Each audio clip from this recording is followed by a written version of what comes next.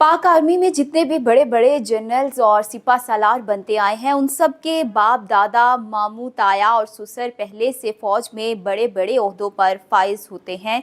अगर आप भी आज तक यही समझते हैं तो आप गलती पर हैं। पाकिस्तान में तो ऐसे ऐसे जनरल्स भी आर्मी चीफ लगे हैं जिनके वालिद किसान थे। कोई मजदूरी करता था तो कोई बैंड बाजा बजाया करता। अपने घरों से मीलों दूर खच्चर पर बैठकर स्कूल जाने और स्कूल में दरख्त तले टाट पर बैठकर ज़ेवरे तालीम से आरास्ता होने वाले भी आर्मी चीफ बने हैं। तो जनाब, हम आज की वीडियो में यही जानने वाले हैं कि फील्ड मार्शल अयूब खान से लेकर जनरल आसिम मुनीर तक हमारे तमाम आर्मी चीफ और ISI के DGs के वालिद साहिबान अपने घर वालों का पेट पालने के लिए क्या नौकरी करते थे। आप देख रहे हैं इलेक्शन बॉक्स और मैं हूं मरियम खुर्शीद।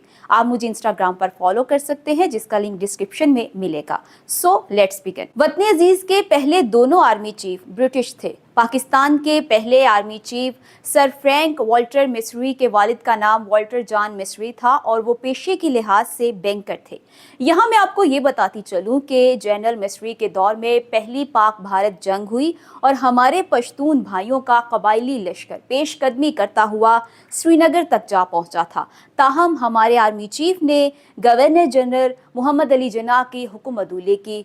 कुतुब में दर्ज है कि इन मौसूफ ने कायदे आज़म के बराह रास्त हुक्म की कोई परवाह ना की और कश्मीर में फौज भेजने से इनकार कर दिया था। रिटायरमेंट के बाद ये साहब अपने असली वतन इंग्लैंड वापस चले गए। हमारी दूसरे commander in chief general sir Douglas Duart Gracey अपने गोरे वालिदैन की वो पहली औलाद थे जिनकी पैदाइश इंडिया में हुई। उत्तर प्रदेश के मुस्लिम अक्सरियती ज़िला मुजफ्फरगढ़ में पैदा होने वाले जनरल डुग्लस ड्यूअर्ट ग्रेसी का वालिद सरकारी ऑफिसर था। पाकिस्तान के तीसरे army chief field marshal Mohammad Ayub Khan ज़िला हज़ारा के नवाही इलाके रेहाना के एक हिंदको घराने से ताल्लुक़ रखते थे। उनके वालिद मीर दाद खान ब्रिटिश इंडियन आर्मी में रिसालदार मेजर हुआ करते थे। क़याम पाकिस्तान के वक्त ब्रिगेडियर अयूब खान सीनियरिटी के एतबार से 10वें नंबर पर थे। दोस्तों, ये अयूब खान ही थे जो अपने ज़माना तालिब इल्मी में खच्चर पर बैठकर अपने स्कूल जाया करते थे। सदर अयूब खान मार्शल लॉ के बाद 11 सालों तक पाकिस्तान पर बिला शिरकत गैर हुक्मरानी करते रहे।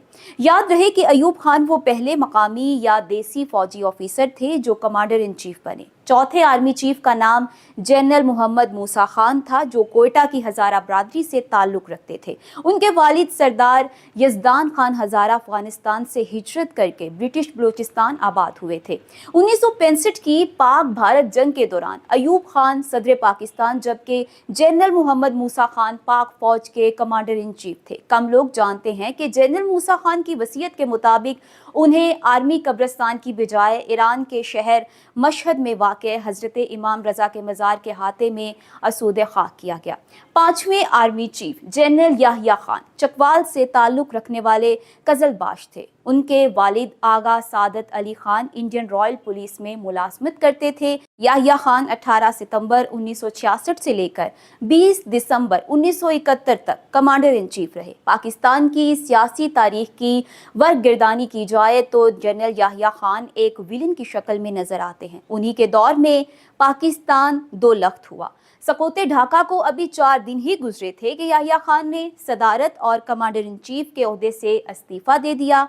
याद रहे कि जुल्फ़िकार अली भुट्टो के दौरे हुकूमत में जनरल रिटायर्ड याहिया खान और उनकी खासुल खास बेगम अकलीम अख्तर मारूफ जनरल रानी एक तवील अरसे तक घर में नजर बंद रहे। छठे आर्मी चीफ जनरल गुल हसन खान भी पश्तून थे। याद रहे कि जनरल गुल हसन अफवाज पाकिस्तान के वो अकलौते सरबराह थे कि जिनसे भुट्टो साहब ने गन पॉइंट पर इस्तीफा लेकर अपने मनपसंद जनरल टिका खान को आर्मी चीफ बनाया था। जनरल गुल हसन का टेन्योर 20 दिसंबर 1971 से 2 मार्च 1972 तक था।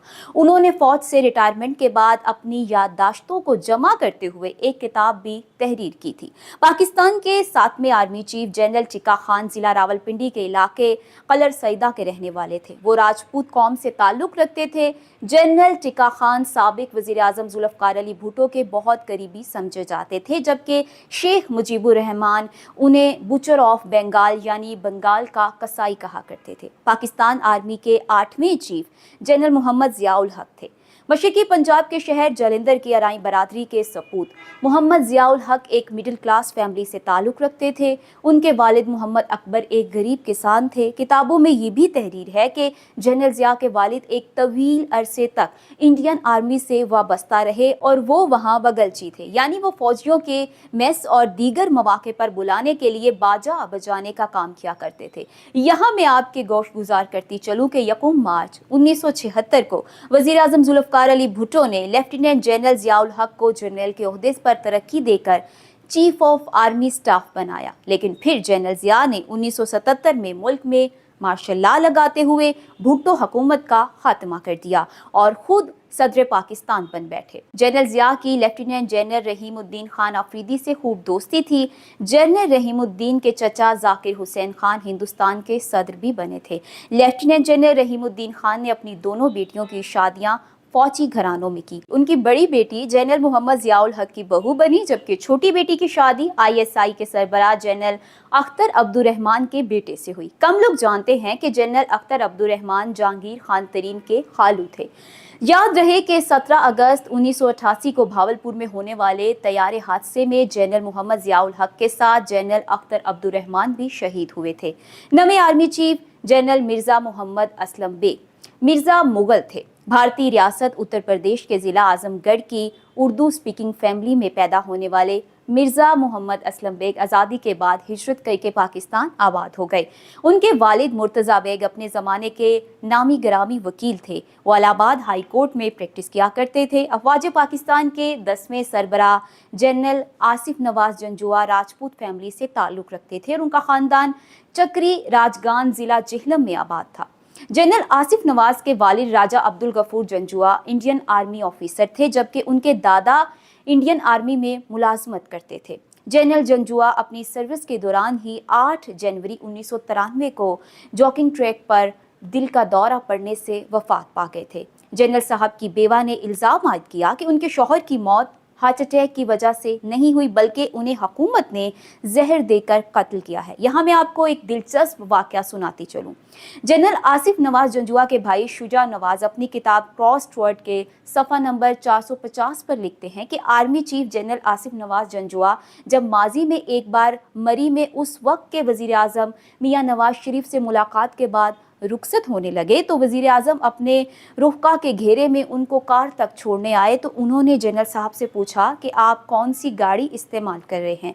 जनरल आसिफ नवाज ने अपनी पुरानी गाड़ी की जानिब इशारा करते हुए जवाब दिया, टोयोटा क्राउन। इसके बाद मियाँ साहब ने पंजाबी में कहा, जनरल साहब उंज ए गड्डी थानू जचदी नहीं। मियाँ नवाज शरीफ ने नई BMW की चाबी जनरल आसिफ नवाज को दी और कहा कि इस कार के आप मुस्तहिक हैं। वज़ीर आज़म नवाज शरीफ का गिफ्ट देखकर वो थोड़ी देर के लिए दहशत ज़दा हो गए। फौरी तौर पर उन्होंने चाबी वज़ीर आज़म के हाथ में वापस करते हुए कहा, सर आपका शुक्रिया, मेरे पास जो कार है मैं उसी से खुश हूँ। पाक फौज के 11वें सिपा सालार का नाम जनरल अब्दुल वहीद काकड़ था, जिसे मियाँ नवाज शरीफ ने 4 सीनियर जर्नैलों पर तरजीह देते हुए कमान सौंपी थी।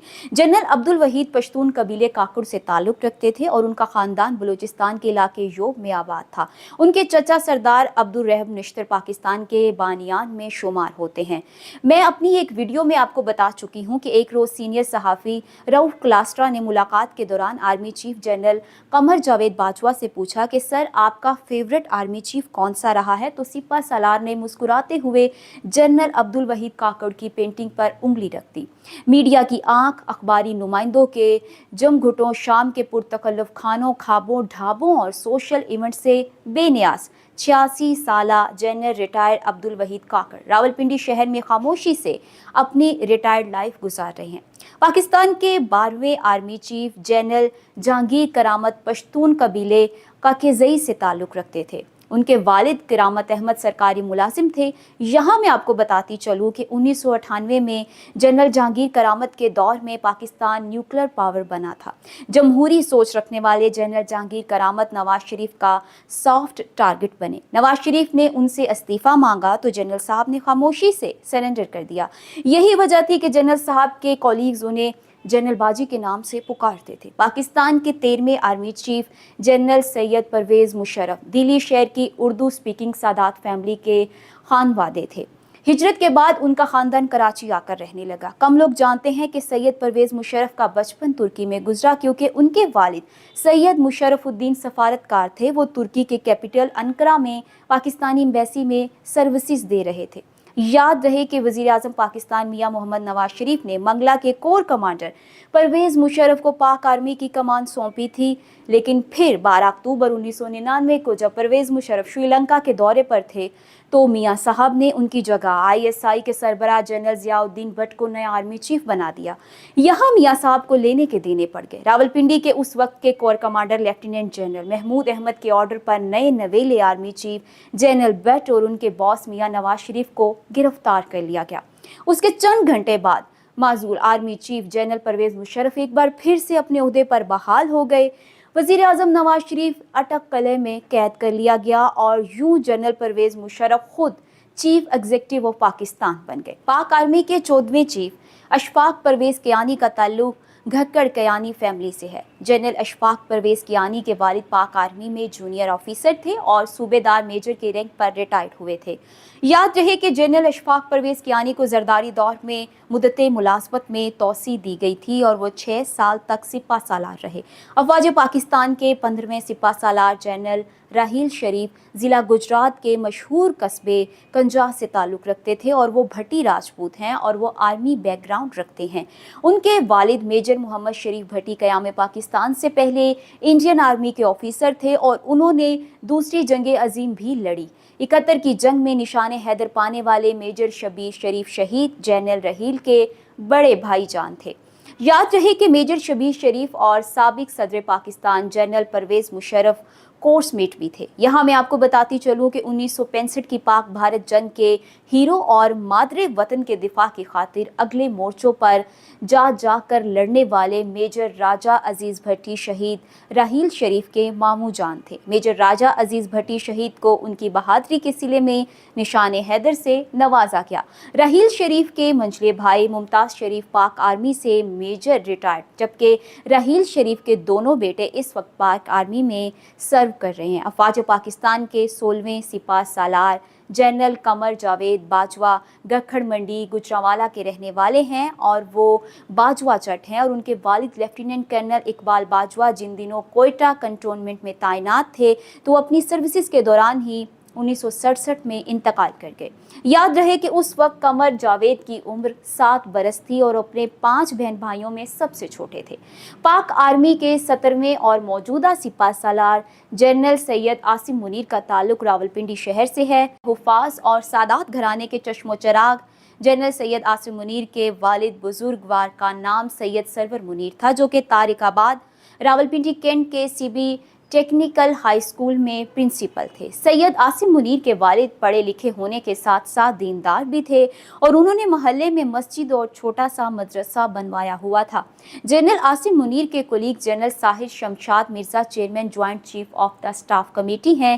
یتیمی میں پڑھ لکھ کر فوجی جنرل بننے والے جنرل ساحر کی کہانی بہت متاثر کن ہے۔ وہ ابھی 7 سال کے بھی نہیں ہوئے تھے کہ پہلے والد اللہ کو پیارے ہوئے اور پھر اس کے چند مہینے بعد والدہ بھی چل بسی۔ چکوال سے تعلق رکھنے والے ساحر شمشاد نے راولپنڈی اور اسلام آباد کے سرکاری اسکولوں سے تعلیم حاصل کی اور اس وقت فوج کے سب سے بڑے عہدے پر فائز ہیں۔ جنرل ساحر شمشاد مرزا وہ پہلے جرنیل نہیں جو یتیمی میں پلے بڑھے۔ یہاں میں آپ کو بتاتی چلوں کہ ISI کے سربراہ رہنے والے لیفٹیننٹ جنرل اختر عبدالرحمان صرف 4 سال کی عمر میں والد کے سائے سے محروم ہوئے اور ان کے والد عبدالرحمان خان پیشے کے لحاظ سے ڈاکٹر تھے۔ جنرل اختر عبدالرحمان کی طیارہ حادثے میں موت کے بعد جنرل حمید گل ISI کے نئے DG بنے۔ حمید ملک کے والد محمد خان سرگودا میں مقیم تھے اور وہ کھیتی باڑی کیا کرتے تھے۔ ان کی تھوڑی بہت زرعی اراضی تھی اور وہیں سے سارے گھر کا گزر بسر ہوتا۔ حمید گل کے بعد جنرل شمس الرحمان کلو نے ISI کی باغڈور سنبھالی۔ میاں والی میں آباد جنرل کلو کا خاندان جدی پشتی فوجی گھرانہ تھا۔ ان کے والد بریگیڈیئر فضل الرحمان کلو، دادا رسالدار میجر عبدالرحمان اور پردادا بھی فوج میں تھے۔ سفید داڑھی والے یہ بابا جی آپ کو تبلیغی جماعت کے مبلغ لگ رہے ہوں گے۔ یقیناً یہ تبلیغی جماعت سے وابستہ ہیں، لیکن 90 کی دہائی میں یہی بابا جی ISI کے DG تھے۔ لاہور کے کشمیری گھرانے سے تعلق رکھنے والے جاوید ناصر کے والد ملازمت پیشہ تھے۔ میں امید کرتی ہوں کہ آج کی ویڈیو آپ کو پسند آئی ہوگی۔ اگر آپ جنرل سید عاصم منیر کے دلچسپ حقائق جاننا چاہتے ہیں تو یہاں اوپر کلک کریں۔ جنرل نیازی کی ہسٹری جاننے کے لیے یہاں نیچے، اور جمائمہ گولڈ سمتھ کے فیکٹس آپ کو یہاں ملیں گے۔ ویڈیو کو لائک اور شیئر کریں، الیکشن باکس لازمی سبسکرائب کر لیں اور ہماری ویڈیوز دیکھتے رہیں۔ اللہ حافظ و ناصر۔